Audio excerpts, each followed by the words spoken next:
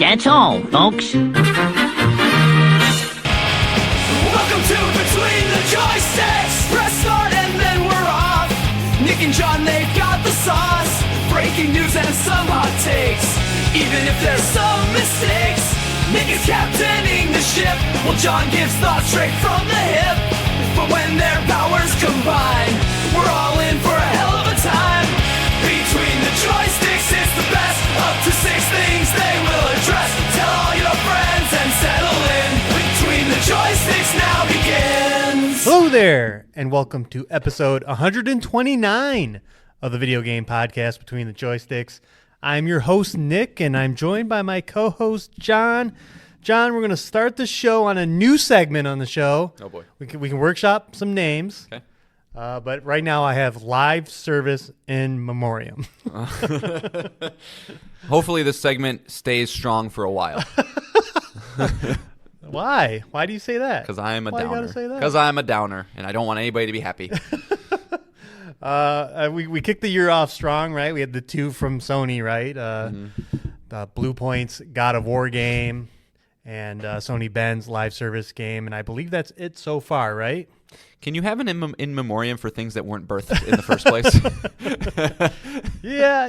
I mean, they existed in some form. They're just not officially. Man, this is such an I think you should leave quote lineup, but I can't get anything in my head right now. Because we have a new entrant in this category here, and that is MultiVersus. Announced on Twitter, Season 5 will serve as the final update for MultiVersus, ending in 5/30/25. After Season 5 ends, players will be able to enjoy the game offline for the foreseeable future. Man, this needs a double in memoriam. This is a game that's died twice. Yeah, technically, yeah, pulled offline once and then came back, and here we are. Are you surprised about this at all? Unlike a lot of the live service games we see who try to imitate each other, Yeah. MultiVersus is kind of unique in that it's a Smash Brothers clone, and I think outside of Brawlhalla, there really isn't a lot of games like that. And it had a strength of IP, right? Like all of the Warner Brothers properties, Game all of Thrones DC. in there. Yeah, Bugs Bunny. Yeah, it had Jason. Jason Voorhees. Yeah, Jason, Batman, and Bugs Bunny. What do they all have in common? And yet the game didn't survive. Do you have any thoughts on that? Does that seem interesting or? Yeah, I think it's definitely interesting. I mean, anybody who's going to be looking for me for, opinions on a game that I've played, look, this is not the place to come. I have not played a lot of MultiVersus, but anecdotally and just having my finger on the pulse of the industry, obviously you and I having a podcast kind of keeps us informed with things happening. And the amount of times I can tell you that somebody has talked about MultiVersus, I've seen a clip of MultiVersus, news stories about MultiVersus, I don't think I could fill up one hand with. So I'm not surprised.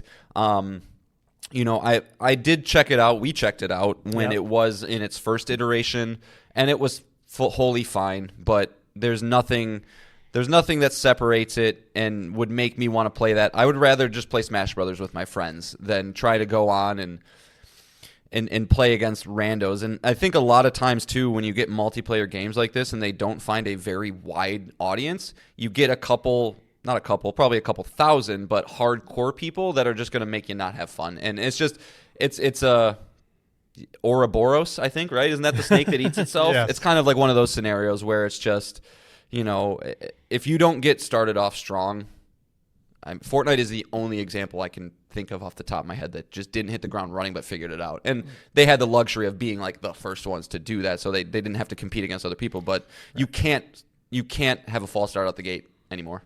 No, not in this crowded marketplace. You're right. It wasn't a great launch, right? We both played it. We felt it was sluggish.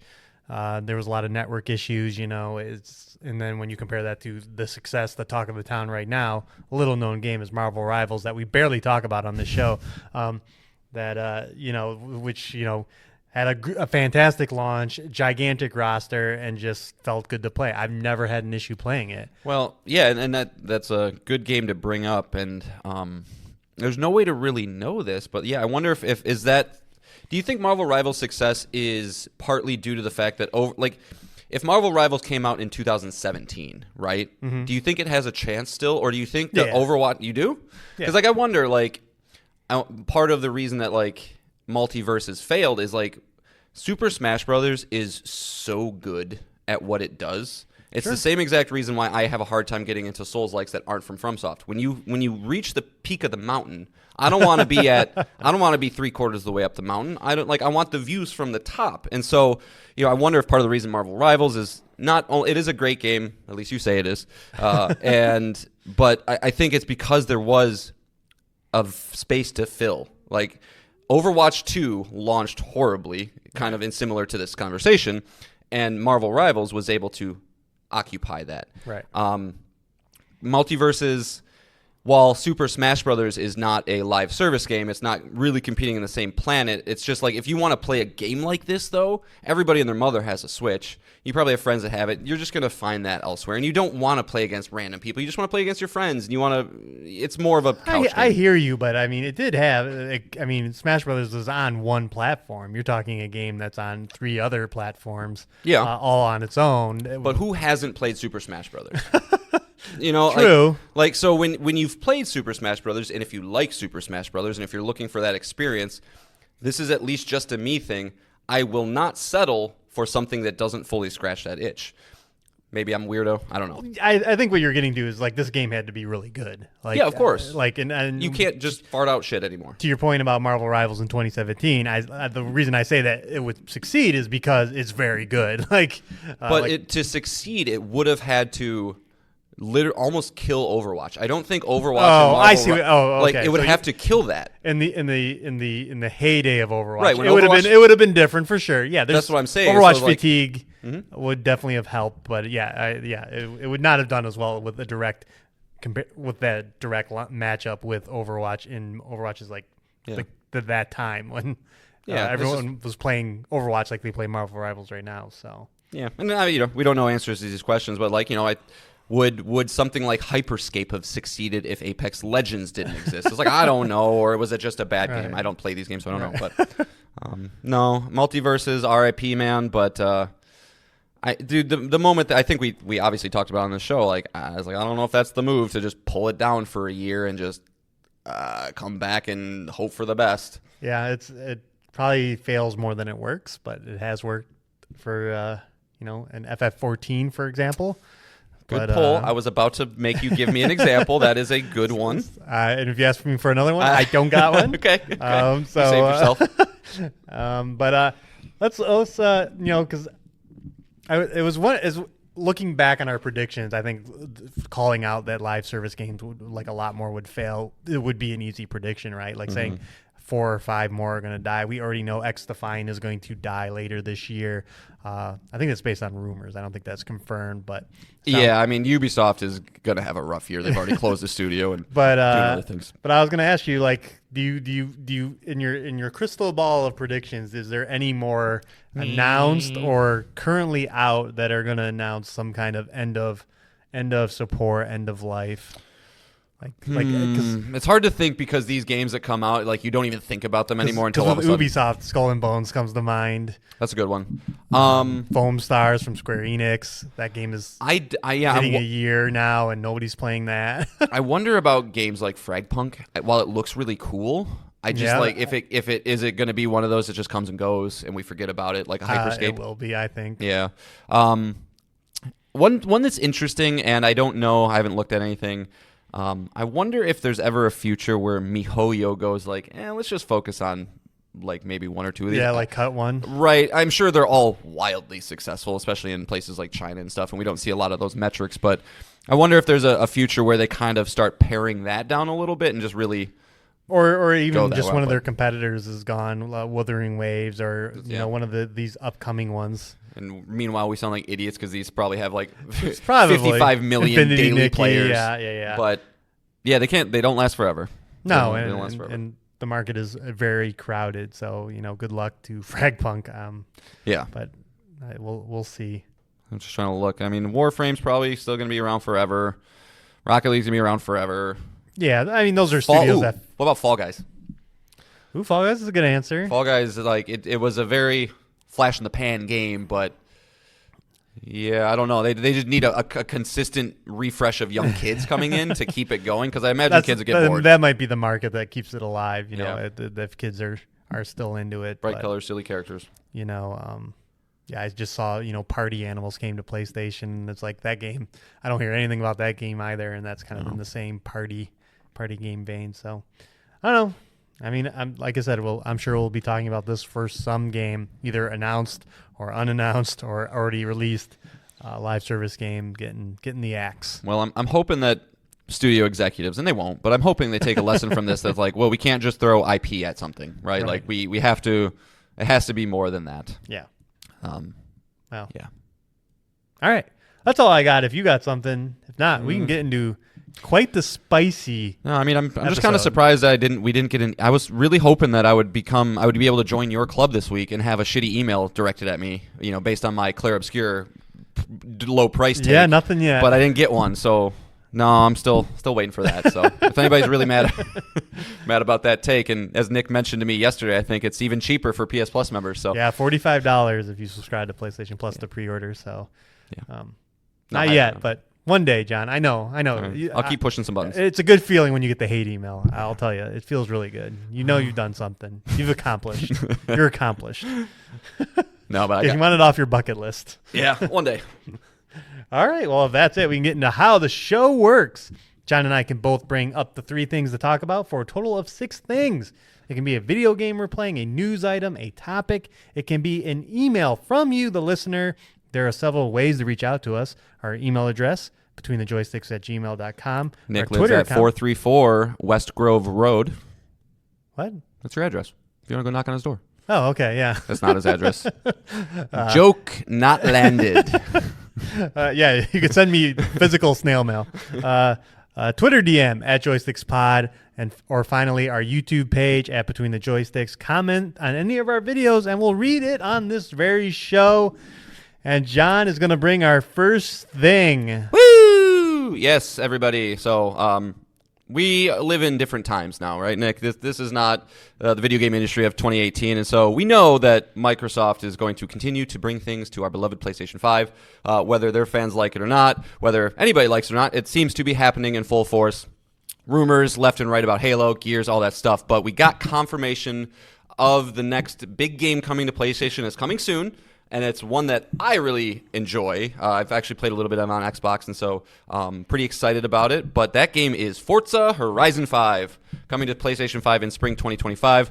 And they actually got a little blog post on Forza.net. So we'll go to our story there. But they say, with nearly 900 cars available in the game, over 40 thematic game updates, 2 expansions, and so much more content, our team is excited to announce that this spring, PlayStation 5 players will be able to explore Mexico's beautiful roads and experience the Horizon Festival for the first time, as we are officially launching Forza Horizon 5 on PS5.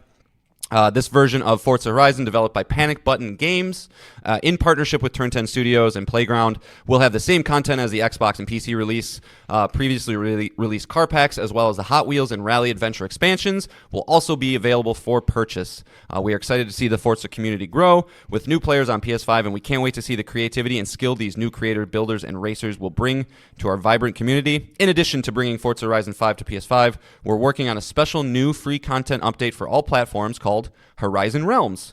Realms will give players the chance to explore a curated collection of some of the community's favorite previously released evolving worlds, alongside some other surprises. Stay tuned to our channels for more details. It's a big one, Nick. It's a big one. Yeah, if you're talking about the pillars of Xbox as it currently stands, the Forza franchise is definitely one of those pillars. And consistent 90s. Yeah, and so, I mean, is this it? Because this, we got... we've heard about Project Latitude. We got the 4 games last year. We know Indie is coming. We know Doom: The Dark Ages is coming, but those are Bethesda games. Mm-hmm. Forza is Xbox, just like Halo, just like Gears of War. I mean, I got to ask, is the console war over? Yeah. Can we rest? Yeah, but it doesn't feel like it. But yes, the console war is over. I think this is, I would have put my boot in this camp before, but everything is coming. Like, if you chip into the Holy Trinity, everything's coming. Why wouldn't you? Yep. I've made that, I think, statement on the show before. I mean, even like a game like Avowed, I don't think has a PS5 release date yet, but that probably has something to do with just like it came out a little too quick. They didn't know they were going to do it, and so they'll work on it. I imagine we'll see it later. But yeah, this is a big one. And for those who haven't played Forza Horizon, if you've never had an Xbox, that's one of the reasons I wanted to get a Series X really bad. It's just pure video game fun. It's incredibly enjoyable to drive a Porsche 911 crazy car up ramps and fly 400 feet in the air and just keep doing races and stuff. It's a very unique thing about having kind of an open world game. I will say it is incredibly live servicey, which does get to me. You can't clear off that map, and I love clearing off maps. So that's kind of a bummer. But yeah, I don't know. The only question that I can really kind of think of that remains to be answered if this does start the waterfall is, will we ever see a future where it's just day and date? Like, do we cross that bridge, or is it still going to be like, okay, Xbox first, PlayStation 6 months later? Or will it just? I don't know. Yeah, it's the same question we've been asking forever. Is like, what is the actual like strategy? It seems, I do think though that like I think we'll see that. I think Microsoft is all in on just getting money and being the largest publisher. I can see 3 to 6 months. I can still see them trying to do that. Why? That would be my. In my gut, same reason Sony's not day and date on PC. I think you don't want to throw your console hardware people under the bus as hard as that. I don't think you can. I think they're buried, Nick. I think those console people are buried and feeling very defeated. So it's just I think you're wrong on this one. Well, yeah. Well, I mean, but that's the one that remains to be seen. It's just like, if you don't get, the margins. The margins doesn't say anything. I mean, no, I know. So, and neither does the other game that we will talk about. That it's also coming, but. Yeah, but that's what I mean. Are we going to get to that point? And I would say yes, because the only way I can see that is if it's a live service game, and so if you want Halo and Gears of War to launch with large online audiences, then I would see you possibly considering it for that fact. Yeah, but I think between Xbox and PC, you're probably fine. I think the data that will make this decision that we will obviously never see is what type of boost do they get simply from subscriptions on Game Pass from these games in those first 6 months. If they get more money in those first 6 months of subscribers coming in, and even if they back out, versus what they would make day one on a PlayStation 5, then I think it makes sense. And maybe you delay it out, then you get 2 big bumps, right? You get that first bump from subscriptions, 6 months later you get another bump from PS5 sales. But I really just feel all the decisions that they're making right now are guided by one goal, which is to just get money in the door. And we all know that hardware sales are very, very small margins. I don't, like I just said, I think the console war is over. I think there's more than just hardware. Getting hardware in the door is great, but then once the hardware is in your house, you're getting all the kickbacks from the store, right? Like I think that's the best part of having but how much money does Sony, Valve, and Microsoft make through their store by just taking their cut? So there is importance to that, but but I think the stats showed that the PS5 was outselling the Series X specifically 9-1 this generation. That gap's only going to grow, So it's like I don't know. The Xbox. At what point are your customers all of a sudden like PlayStation fans, PlayStation people, and not just like the small amount of people that buy our box? I don't know. But yeah, so anyway, to kind of get off of this conversation, because let's talk about the game itself a little bit more. Is this something you want to play, Nick? Do you have any inkling to wanting to jump into the world of Forza? I don't know if you're a racing guy or not. I enjoyed Motorstorm on PS3. If you want a deep cut, yeah, it's pretty deep. And Burnout as well, which I think this is Burnout adjacent. Shares a lot of details with, but probably not. This is a stacked year, so I probably won't be taking any chances, especially this spring, as we talked about. Does Sony need a game this spring when Microsoft's bringing Indie, Doom, and Forza? No. Yeah. But no, I don't think so. I saw a lot of. I didn't see. I didn't remember the name of the port studio off the top of my head. I did hear that they're a little shaky, so we'll see how this port goes. Yeah, Panic Button. Yeah, I mean, I'm looking at their page. I mean, they have a lot of banger games, but also like Jedi Fallen Order. Didn't that have a bad port? Or was it? I know the Survivor did.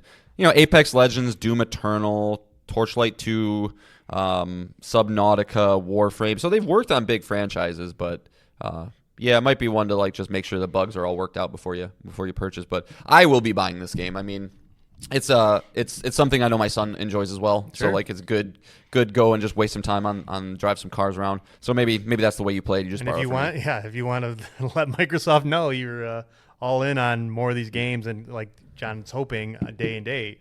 I mean, buying their games really sends a statement to them. So, as we saw with Sea of Thieves doing very well on PlayStation. I wonder if this is gonna be $70. So if it's $70, I'm not buying it at launch. That's for sure. Like I wonder, or do they just go 50? I don't know. I don't know what makes sense. But yeah, I'm sure I'll buy it. I'll let you borrow it and you can check it out and see if it's something for you. But it is a very, very, very high quality game. Like I said though, just be ready to see a lot of events and pop-up things to go, you gotta log in to go do this thing. It's like, no, I don't. It really wants your time. Just give me a solid platinum trophy that I can go knock off like a list of things, and then I'll be happy. But that's not it all, John. Okay. There was another game. There's another games announced for PlayStation.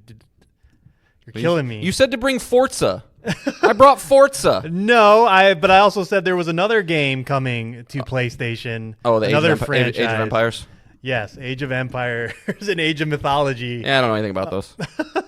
Are also coming to PlayStation after being on Xbox. So they're coming later this year. So more Microsoft first-party studio games are on their way. But obviously, this is not as big, but it's cool. No, a franchise that exists primarily on the PC. I don't know did you ever hear of anybody and how these play on console? I would imagine it's the same way as like Civ and all that. You just kind of have to drag a cursor around with a little stick. But yeah, I honestly don't have a lot about Age of Empires or Age of Mythology. I don't do 4X games. That's fine. But no date, but they are bringing it. So World's Edge plus all the expansions. Studio publishing on PlayStation, which will lead me to my question for you, John. We're in an interesting time. Microsoft moving to be a big third-party publisher, probably the biggest now, easily. Yeah. Which is insane.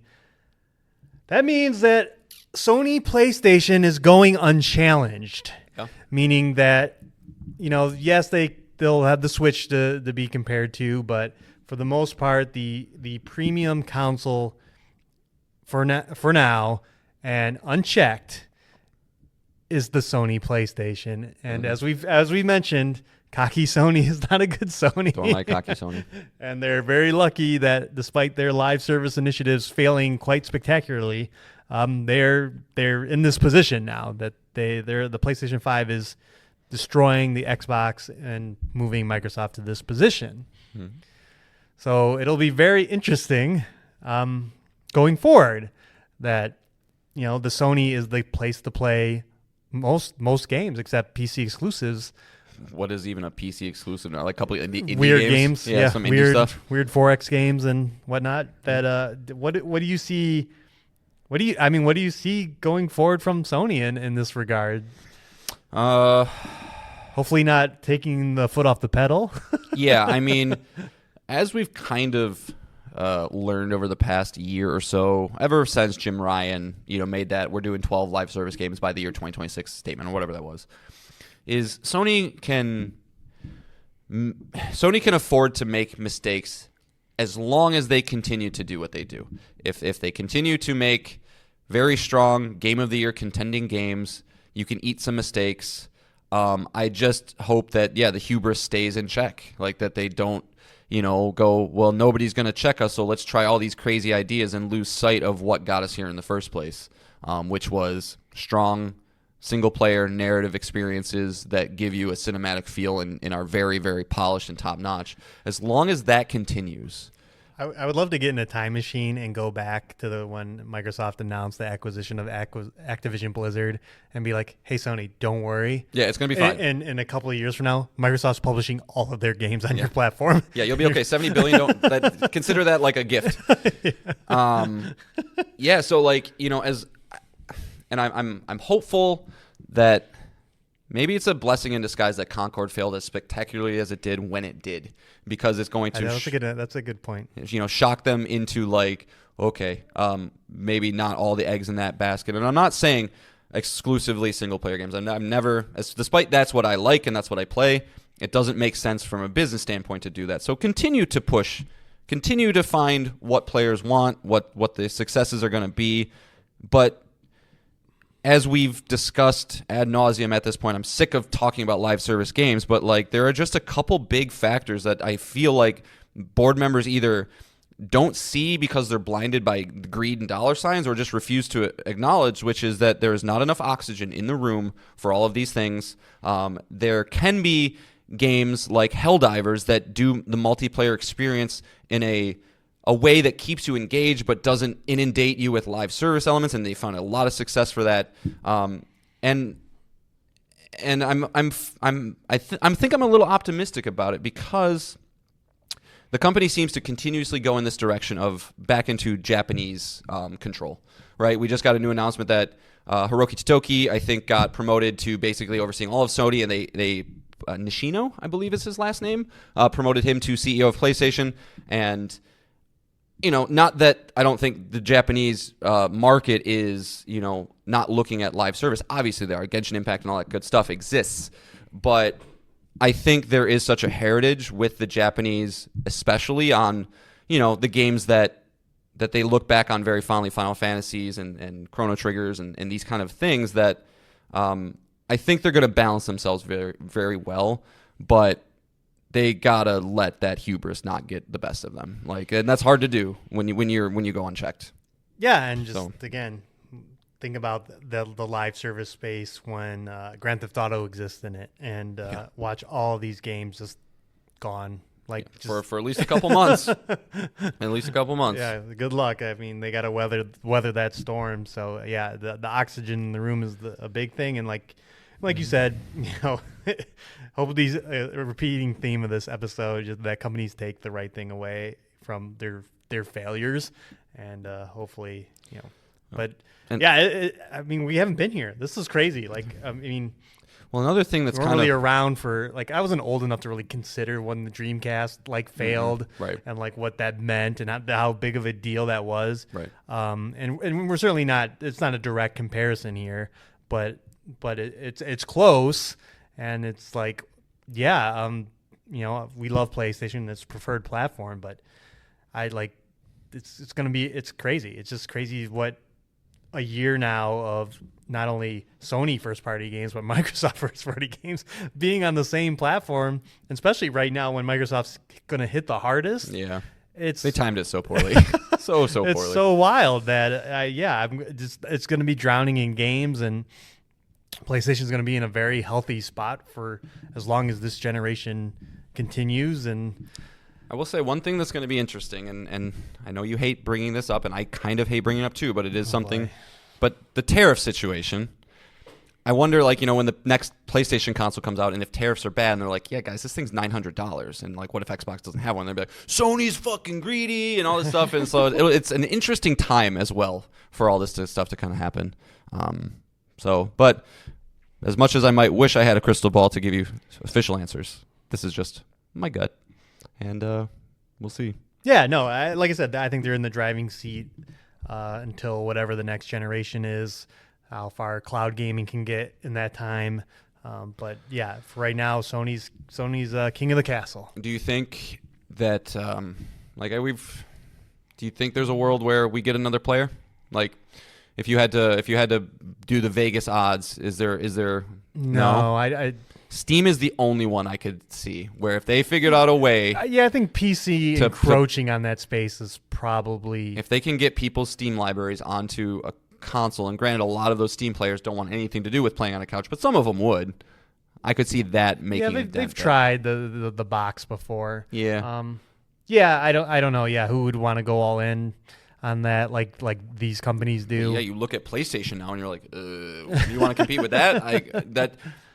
It's like Apple trying to build a car. They tried to build a car a couple years ago, and I think they got in over their skis because they're like, oh, the amount of resources it takes, not just to build a car, but to store the cars and to get the warehouses and to get the logistics and the regulations around cars. Yeah. And so, like, you want to start up a console? Great. Okay, are you going to get some first-party teams? Are you going to then have creative departments to spin it all up? Steam just has engineers, I think, that are just like, we just need tech, code.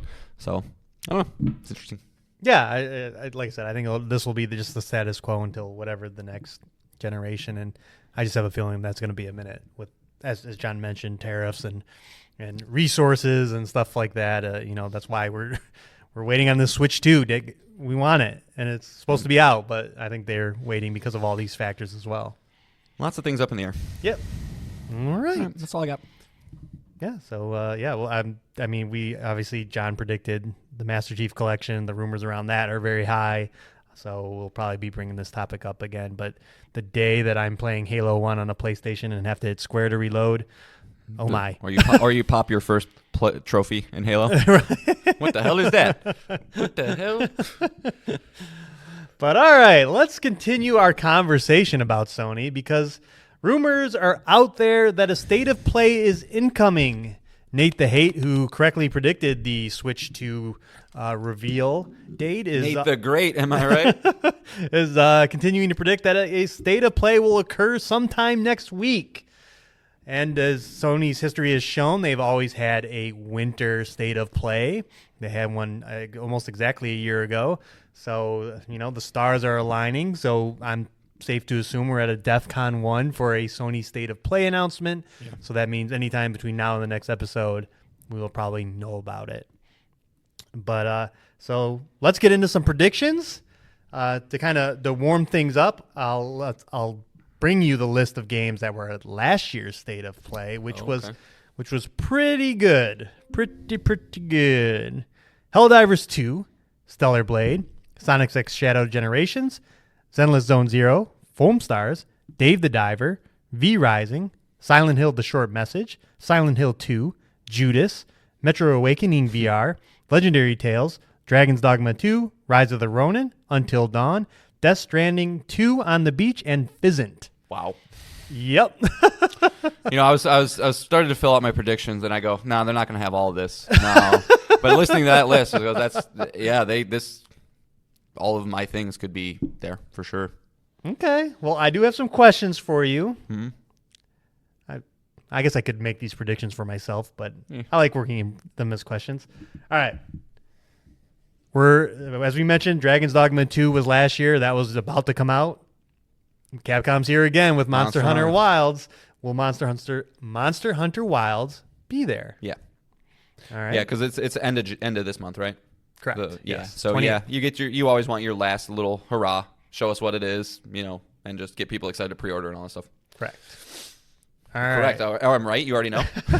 Sick. Ghost of Yotai release date. Yep. Slam dunk. Okay. Wow. Easy. Slam dunk. Astrobot DLC. Slam dunk. Maybe not a slam dunk. I'm not going to slam dunk that one, but I do have that listed. I think we're due for something a little more substantial. Okay. They had that full level that had a bunch of experiences, but I don't know, new world time. Have a new 4 or 5 levels. Let's go. Okay. Next up, we just talked about it, Forza Horizon 5 and Microsoft. Will there be indie or any release date for indie or things like that? Will Microsoft be there? I think there's a release date for indie already, isn't there, on PlayStation? Just May. Oh, just May. Okay. No, I don't think Microsoft's there. I think they're holding their cards for April 2nd. It's going to be the day that when the Switch 2 gets their blowout. This is the day that they kind of go, hey guys, yeah, we're going to have these games here, and also they're coming to PlayStation. Okay. But I don't think you need to do it now. All right. Will Judas return? No. I think that's going to be. I really wanted to. I know. I think that's going to be one where we go, but where's Judas? So. Yeah, I feel like that'll be a summer it's back game. Yeah. All right. And the last 2 state of plays ended on new first-party games, Astrobot and Ghost of Yotai, respectively. Will this one end on a new first-party game that we are not aware of? No, I don't think so. I think it'll end on something that probably already. Maybe something that already. I don't know. I don't see them doing a new game. I mean, they just announced Intergalactic. Ghost of Yote's right around the corner. You keep the focus on that.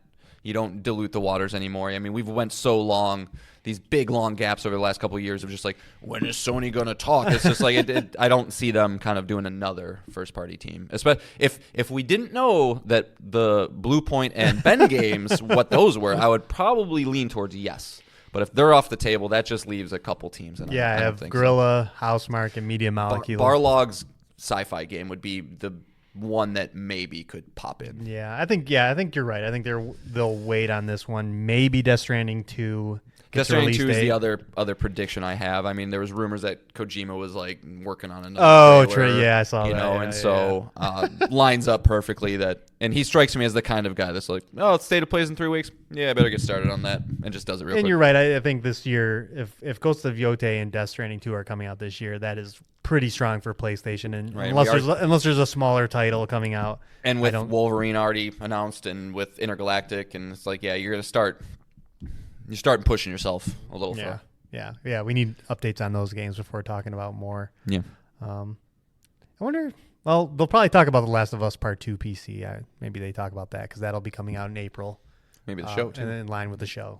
So. All right, that's all the questions I got, John. So what do you got for more predictions? Well, you took a bunch, but there's a history of Capcom, right? We've talked about them and Monster Hunter Wilds and whatever the game was last year that you said earlier that my brain is shorting out on. And Resi 9, man, that could be the final game, right? We're not ready to show a first-party game, but Resident Evil has a definite history of being shown in the winter time, either it's late of the end of the year at the Game Awards or like an early state of play. There's been rumors about it. So I think it's time. I think Resi 9 will be shown with a fall 2025 window to try and get that out around the holiday seasons. And I'm going to even throw in something a little spicy here and, we'll take a risk. But there was a lot of buzz today about the voice actor for Virgil from the Devil May Cry series returning to his younger 2004 type of voice. And I made the prediction last year that Devil May Cry is going to start getting the remake treatment that Resident Evil has. And I'm gonna say Resident Evil 3 gets shown here as a remake. And they're going to do both. It'll be one of those things like, here's Resident Evil 3, Devil May Cry 3, and we all lose our minds and be like, and then you see Resi 9. So, that's bold. Yep, I'm throwing the darts at the board and hoping it sticks. But I mean, dude, like I was hesitant on that one until you read the list of games off, and I'm just like, okay, you had 5 or 6 legit month-stealing showcase kind of games. Like, if Ghost is there, if Death Stranding's there, if Astrobot's there. You got some space to throw in some big ones, True. So, going with that. Okay. I don't really have anything else. You took mine with your questions. All right. Yeah, I have 2 other ones. Marvel Rivals shows up again, talking about new characters. New season. Yep. New season. Yep. All that stuff. And then also, as I talked about last year, Konami was there. So I imagine MGS Delta is also due to show up and possibly have a release date as well. So I think that's all I got. Yeah, I mean, anytime we do these predictions, I always love to I try and think of the small ones, like, oh, maybe Windblown will be there, or maybe Hades 2 will be there. But it's like every time I think of those games, it never happens. And with the Nintendo Direct around the corner, like I would think if Hades 2 is like they'll be there. Yeah, it's gonna steal. The indie games will want to be there. Yeah. Hollow Knight, Silksong, if it is real. So we don't need to blow our loads, Nick. We'll throw some things out there and hopefully. I really hope the focus of this is just like the developer direct is on the first 6 to 7 months of this year, getting us release dates. Hopefully, I keep saying, I want Ghost of Yotai so badly that I hope that it is. I mean, it'd be great if it was April, but I'm gonna say probably June or July, like its predecessor. But I really hope that they go in on what, don't just let third party and Microsoft fill out the first 6 months. Like, please, hopefully they have something as well to get us excited for.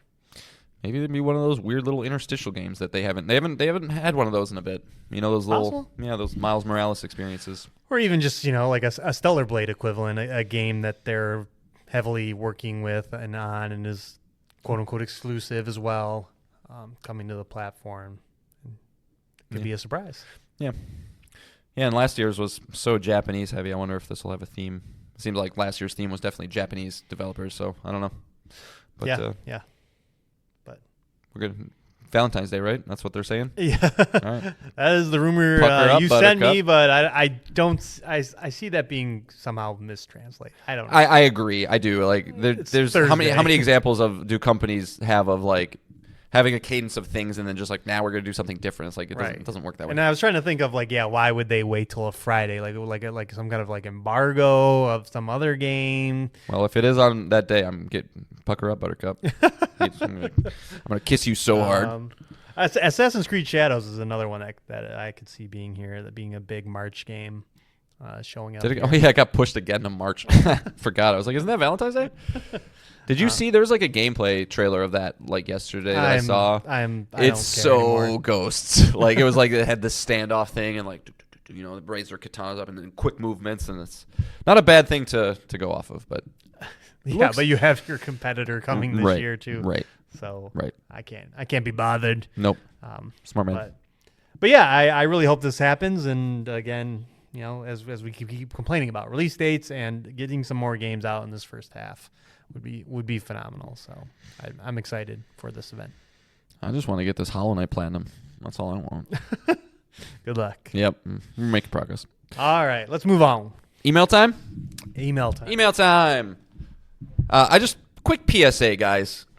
This is, I don't speak from the heart a lot. I'm a jokester at my core, but I do get weirdly happy when you guys write us in emails, and so keep that coming, guys. It's my favorite way to interact on this show, and especially when you hear from listeners that you're like, oh, I hope he still listens to us. And we got one of those from Jesse, our good friend Jesse over there in New Zealand. So he wrote into us with an email titled, Yakuza Like a Dragon. Hey guys, hope you had a good Christmas and New Year. I've been meaning to write in sooner, but life has been busy. I wanted to ask Nick's final thoughts about Infinite Wealth. Did you finish it? What did you think? Will you be getting the Platinum? Does it make you want to play the rest of the Yakuza games, or will you be getting Pirate Yakuza in Hawaii? I'm playing Yakuza Like a Dragon at the moment, and I'm absolutely loving it! Exclamation point. The story and setting are awesome, and the gameplay mechanics are fun and addicting. I think it's a perfect entry point into the series. I just finished Chapter 12 with the Majima fight and saw Kiryu come back briefly. Ichiban Kasuga is awesome, and he might be one of my favorite game characters of all time. Well, that kind of makes me want to play it too. When I finish this, I'll probably jump into Yakuza 0 to kick off the Kiryu story before going back to Infinite Wealth, but I'm excited for Pirate Yakuza 2. I also wanted to ask about Forza Horizon 5. Will it be a day one purchase for you guys? When do you think it'll come out? What do you think will be the next announcement from Microsoft? Probably should have read this email earlier. Lastly, I wanted to suggest to John that game trials might be an option to get you out of your slump. That way you can try before you buy. I've done it a few times for good games. It might help. As always, keep up the good work. Looking forward to the next episode. My boo, Jesse. All right. So. All right. Go, Nick. Yeah, Infinite Wealth. I did. I believe I talked about it on this show, but maybe I did finish it. And I thought I talked about the show, but I'm losing my mind. All right. Infinite Wealth came out. I bought it when it came out. And then a little game called Rebirth came out and sidelined me completely. I was at Chapter 7 in the game, played through Rebirth, didn't get back to Infinite Wealth until 4 months later.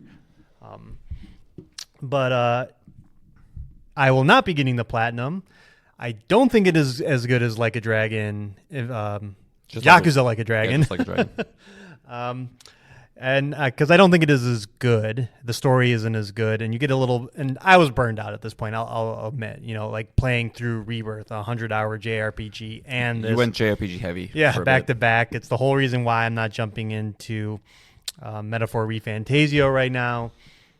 But it's still very good. I think it's great. It's just, Jesse, you're playing through the first game right now. Imagine that area times 2 because you play in Hawaii and you play in that area that you're playing in in the game, and you split between those parties, and there's so much stuff to do, so much mini games, and they, again, it's a sequel. You got to go bigger and better, and that's what they did. And I felt very burnt out by the time I completed it. I mean, it has a whole Animal Crossing side game that is just tens of hours of gameplay right there alone in the sequel. So I'm taking a break, so I won't be playing the rest of the Yakuza games. Or did you beat Infinite Wealth? Or Yeah. You did? Okay, yeah. Yeah. And I don't have the energy for Yakuza in Hawaii. I think kind of one of the weaknesses of this franchise is they release games so much. They've had a game every year for the past couple of years, and it's hard to keep up when the games are very long and very bloated, albeit very fun. But I am glad you like it. Like I said, Like a Dragon was phenomenal. It was the first game from Ryuga Gotoka that I played and completed. I'm right in what you think of the ending, because I've always wanted to talk to somebody about the ending, because I think it was incredible. What you mentioned, Ichiban, and what really sets the franchise apart is Ichiban and your party, because they're not like any other party in any other video game you ever play. Like, how many leads are a mid-40s Japanese man, and his party member is a hobo and a retired off-duty cop and a hostess at a bar. Like, that is, they embrace the weird, baby. Yeah. Yeah, it's just so unusual and so refreshing that you're getting a party member that feels. Yeah, I mean, those games are absurd, but these characters feel real. They don't fall into any kind of trope that I can ever think of, whether it be, especially for these kind of games, the anime tropes, or the anti-heroes and the little schoolgirls and all that other stuff, and that are just prolific through JRPGs. So I really appreciated all of that. And yeah, just a great franchise. And if you get prior Yakuza, you got to write in and let us know, because I think neither of us will be touching it. But I believe that game is going back to the old school style. If you said to Yakuza 0, or you said Pirate Yakuza? Yeah, I think it's a brawler. Beat him up. And that's another thing to let you know, Jesse, is that, like, the Yakuza Like a Dragon changed the combat completely. It is completely different in the other games. And Infinite Wealth is the same as Like a Dragon, but all the other games are brawlers, and I have not played them, so I can't really speak to that. It is kind of interesting, because the one Yakuza game I have played and finished is Yakuza 0. So, you kind of got both of us here, and I think first off, Jesse, you kind of make me want to go back and play these, or at least the first Like a Dragon, because they are so silly. What are you looking at me for like that? Every time when someone else recommends something to John, oh yeah, Arcane's so good. Oh really, John? I've been telling you that the whole fucking time. In fairness, it's usually one other person specifically, but and then same with Like a Dragon. I said all these things. Go watch Succession, and then we can talk. He's gonna hold that over my head just because I didn't like one fucking show. The greatest show of all. No, it's not. That belongs to Breaking Bad. But Jesse's now telling you. Okay, well maybe I'll try it out. Well, I care more about him. I guess I got nothing to say. But no, I think Yakuza 0 is a great one to go to after that. And it's interesting, because I found that Yakuza 0 seemed to be like the perfect jumping off point for that franchise.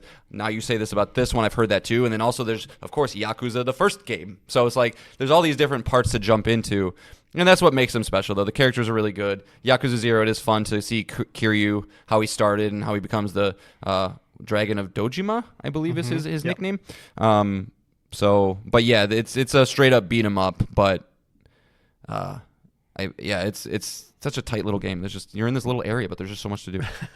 I will say though, if you plan on playing Infinite Wealth, it benefits you to have played the previous games, because I think, as I mentioned when I was talking about it, it feels like a conclusion of the entire arc, including Kiryu arc. Like, so many people would come up and be like, "Oh, I was this character," and I'm like, "I didn't play that game. I don't know who you are." Sorry, bud. So there's a lot more. I mean, Kiryu is a party member in the sequel, so that he's involved greatly. So maybe it will benefit you, but if you're going to play all those Yakuza games, good luck, Jesse. That is quite the undertaking. It's a lot. Yeah, it's a lot.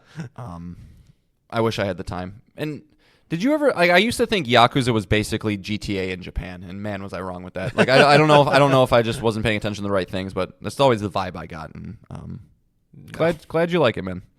In regards to Forza, I kind of just mentioned it, but it's a day one purchase for me as long as it's not $70. Like I would have a hard time swallowing that, especially.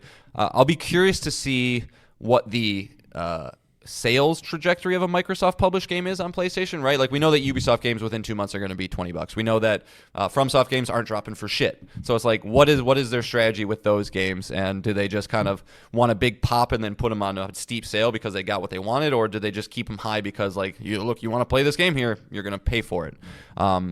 So really want to play it. I don't know if it's going to be day one. I don't know about you, Nick, but I kind of think it will be a May-ish game. I'd say that if it wasn't for the 2 other big games coming out. I think this will be April. April? To stay away from Indie and Doom. Yeah, April, May, June. Like it's gonna be right there. Obviously, that is spring. Yeah, I was just about to make fun of myself for. Thank you for that. And the next announcement from Microsoft. I think it's Halo and Gears at the Switch event. That's what I think it is. I think it's just Master Chief Collection. Just Master Chief? Yeah. Okay. Yeah, I think.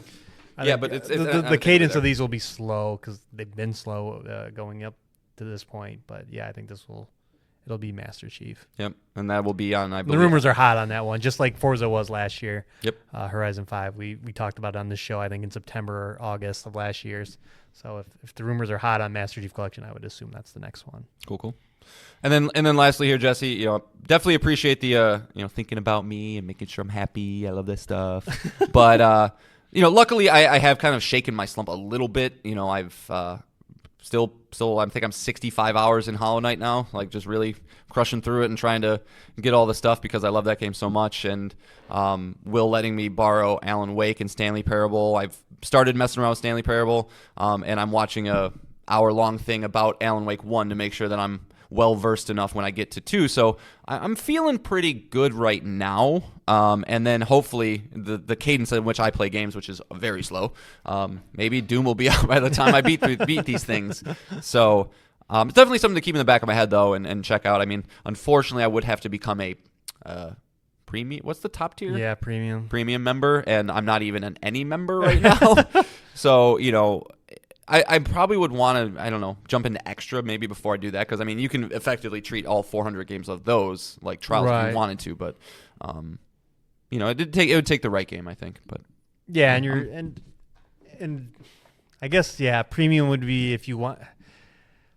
The game trials things kind of doesn't work for me because there's so much out about games now. Like if you were interested in a game trial of, I don't know, Cyberpunk 2077, you could just watch someone play it and get the vibe. I don't think you really need to get your hands on it to know, like, it's very specific. It's like, but not like a game like Cyberpunk. Yeah, like it's a shooter. How it feels. I don't even. That's what I'm saying about any game. I think any game you could probably do this with, and not. And usually a lot of these game trial games are older anyway, and the buy-in is usually cheaper anyway. So you're not. You are less of a game feel person, though.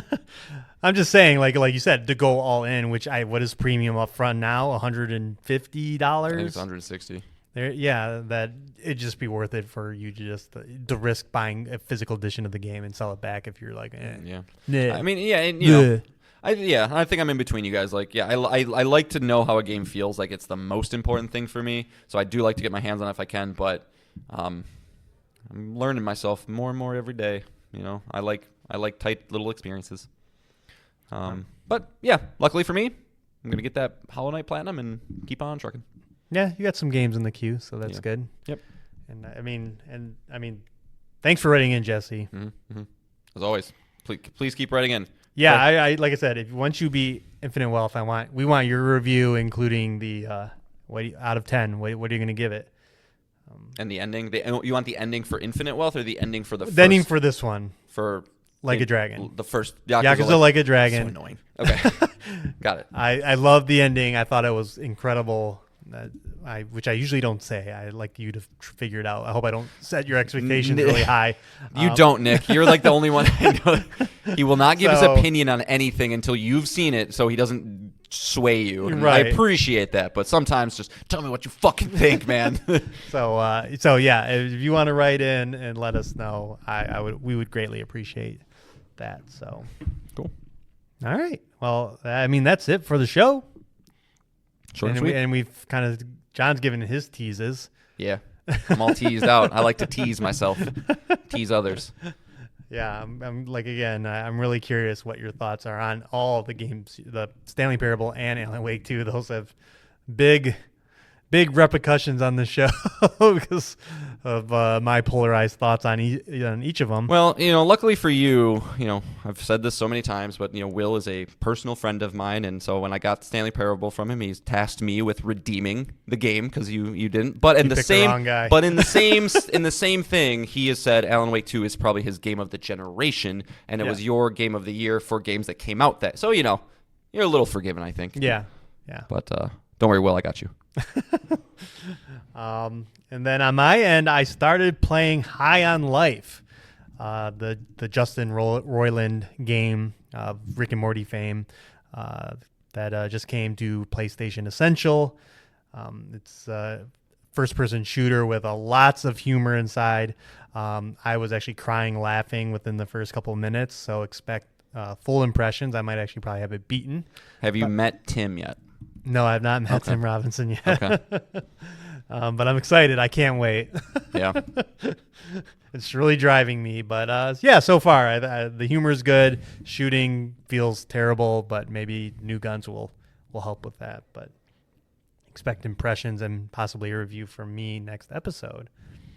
And then, of course, if the state of play gets announced and is, either if it's on Thursday, maybe we push the show to Thursday so we can talk all about it. Oh. But expect that to come, and that's man. I don't know why. Things seem to be heating up. I'm zeroing on Ghost of Yotai so hard. Yeah, I'm not even so excited. I'm not even thinking about it. I think I'm doing the same thing with Doom. I think Doom took up all my hype brain, because I haven't seen gameplay for it. Like I'm a no gameplay, no hype kind of guy. And it's because I fully expect it to be out this year. If Judas ends up at this state of play, or we be out this year, or we get a Grand Theft Auto trailer, obviously those will start taking my mind space. But it's just like a game that I really want to play. I'm getting obsessed with that period in Japan, and I just want to play it so badly. Yeah, well, in fact, enjoy playing as a woman. In fact, I'm going to say this out loud. If Ghost of Yotai gets a release date, that is my timer to get a PlayStation 5 Pro. Okay. And I'll say this out loud. It's Ghost of Yotai. Ghost of Yotai. I'm such a jerk. And by timer, I mean I plan on having a PS5 Pro TV setup by the time it comes out, so I can really enjoy that game. Yeah, treat yourself, bitch. Yeah, treat yourself. So that's if you get a Pro. Oh, never mind. You'll have the TV. You won't need to come over to my house. All right. Well, I'll probably be coming to your house because you're gonna be like, "It's so gorgeous, oh my god." Well, you talking about getting those games? You didn't look at the Pro while you were there? No. Didn't even enter your brain, did it? I had to. No, it did, but I had to. I had to get home for something. Yeah, for kid things. So no, I did not. Fine. I did not. That's fine. All right. So I'm just putting that out there. If they're like Ghost of Yotai May of this year, I'm like, oh, Freddie, shit, I gotta get on it. Freddie, Jesse, Will, Nick, everybody else, hold them accountable. I can't control this, man. It's so happening. You write it, man. You write it. Can't wait. Yeah. But all right. You're going to come into work one day, you'll just be glowing. You're just glowing. Yeah. Well, the TV's like the first big pin to fall, right? Yeah, you better get the TV before you get the PlayStation. So we'll do that first, and then I'll have impressions of that. But sick. What about, is there any world where you transition to a gaming monitor? I feel like that's more and more of a thing with people. No? Okay. I like the look on your face of disgust, but console gamer for life, and that experience. So no crossovers, no halvesies. Yeah, I still want a giant display. Cool. Not giant, but 55-inch display. And I like that. My whole vision just taken up with the game. I just get immersed in it all and just absorbing it. Yep. I want to be, like I said, lost in Doom and GTA and Ghost, and just all my troubles of the world just fade away. Escapism. I don't know if you want to be in the world of GTA, but that's fine. That's gonna be a nasty ass world. That's fine. I'll go to the strip club. I'll be fine. That's true. Embrace the nasty. But that leads us to the song, John. What song are we ending this show on? I got to ask you real quick. I got two choices, but let me know. Did we ever use the Genova boss battle theme from Rebirth? Do you know off the top of your head? From Rebirth? No, I don't. Okay. Well, we're going to go with that. Genova Emergent from the Final Fantasy VII Rebirth soundtrack. It's just a banger. If you've listened to Final Fantasy boss music, you know what it's going to be. And Will, Jesse, Freddie B, and listeners, accountable. hold them accountable if we played it before. If I haven't played it before, it was going to be another Holiday song. So, but also if we've played it before, No, don't worry about it. We're 129 episodes in. There might be a repeat here. in fact, I might Unless we initiate. go with a new game. And repeats are allowed all of a sudden. It's getting hard for me, man. Music choices are getting hard. When more games come out, it makes it easier. That's true. You know, there's going to be some super soft flute song from Ghost of Yote that's just beautiful. Game soundtracks are phenomenal. That's why we feature them on this very show. Will Doom the Dark Ages be as badass as the others without me recording? Amazing. Oh, well, you'll be bringing that soundtrack every other week, I guarantee you. All right, so enjoy the song. I mean, FF Rebirth is on PC, so if you're listening and a PC gamer, check it out. It's phenomenal. It's one of the greatest games of last year, so yeah, John should play it. Will did express disappointment. That's good. Everyone's You're not the only one disappointed. that disappointed. But all right, that's it for the show. We thank you for listening. We love you all out there. Please write in with your game thoughts on any game, and we'll read it on this very show. Or just want to say hi. That's cool. Yeah, let us know you're out there. And with that, we'll see you next week. Bye, guys. Toodles.